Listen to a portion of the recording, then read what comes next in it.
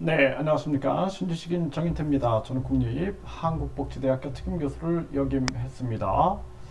네, 부타가스 570개를 쌓아놓고 불질러서 이 이웃을 살해하려고 했다라고 하는데요. 이 층간소음 문제인데요.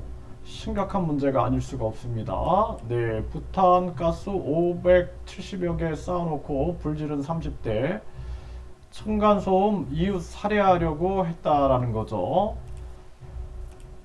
네, 이런 사건들, 네, 층간소음 분노 30대 남자 부탄가스 570개 쌓고 불질러 네, 구속됐다라는 건데요.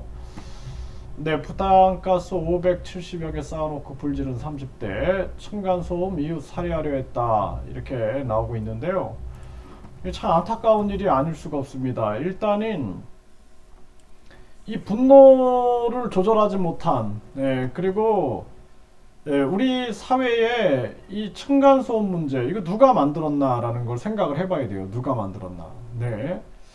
그래서 이 건설을 할 때 이 층간소음을 확실하게 방어할 수 있는 시스템이 없으면 안 된다라는 거예요. 그리고 이 자본주의가 인간을 널리 이롭게 하는 쪽으로 흘러가야지, 그렇지 않고 자기들의 돈 욕심을 채우려고 많은 사람들을 이 답답한 아파트라든지 이 집합 건물 속에 다 가둬놓고 각종 갈등이 생기고 있는 겁니다. 이게 잘못된 거거든요. 왜 이런 현상이 일어나는가? 사람들을, 사실상 중요한 측면들은 인류대학, 이류대학, 삼류대학, 지방대학 이렇게 대학 서열화를 시켜가지고 사람들이 지방에 있는 사람들이 도시로 계속 올라오게 되는 거예요. 도시로. 그러다 보니까 이 사회가 완전히 도시 과밀화가 생겨나 버리는 겁니다. 그러니까 거기에는 계속 이 아파트나 빌라 같은 많은 사람들, 다세대가 거주하는 그러한 주택들을 지어놓고 여기서는 각종 갈등의 문제가 생기는 거예요. 쓰레기 갈등부터 해가지고 이 층간소음 갈등 이런 게 계속 생기는 겁니다. 그래서 인구가 분산이 돼야 되는 거예요. 분산. 네, 인구가 분산돼 가지고 가장 중요한 것은 이 학벌주의를 없애야 됩니다.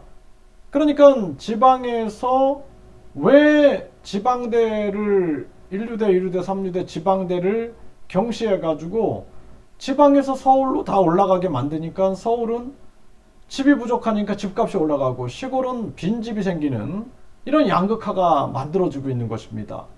그래서 이 전체가 균형 있게 발전될 수 있게끔 일단은 학벌주의 없애야 되고, 그리고 저는 이 기본소득이나 국민 권익금, GDP 증상카드, 국민주 이러한 제도에 대해서 아주 공감을 저는 표하고 있습니다. 국민 배당금 제도도 마찬가지고. 그래서 결국에는 우리 국민들이 흩어져야 돼요. 전 세계로 이 전국으로 흩어져 가지고 앞으로는 이 교통이 나쁘지 않잖아요. 교통이 나쁘지 않고 흩어져 가지고 이 과밀화를 없애지 않으면은 이 계속 이러한 문제가 터질 거다라는 거죠. 그래서 이 층간소음으로 사람을 살해하고 이러한 일들이 계속 생기고 계속 터집니다. 지금 이 문제가.